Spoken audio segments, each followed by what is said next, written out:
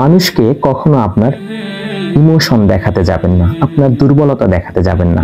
আপনার ইমোশন কিন্তু আপনার রিমোট কন্ট্রোল, আর এই রিমোট কন্ট্রোল অ্যাক্সেস যে কেউ পেতে পারে না। যদি কেউ পেয়েও যায় তাহলে সে আপনাকে আপনার ইচ্ছা মতো হাসাবে, চাইলে কাঁদাবে, আপনাকে চাইলে সে নাচাতে পারে। সুতরাং আপনার মনের কথা, আপনার গোপন কথা, আপনার দুর্বলতা এমন কাউকে বলুন যে ব্যক্তির কাছে আপনি পূর্ণ আস্থা ও বিশ্বাস রাখতে পারেন, এবং যে ব্যক্তি আপনার এই আবেগ অনুভূতি নিয়ে এই দুর্বলতা জানার পরও কোনো প্রকার সুযোগ কাজে লাগাবে না, সুযোগ সন্ধানী হবে না।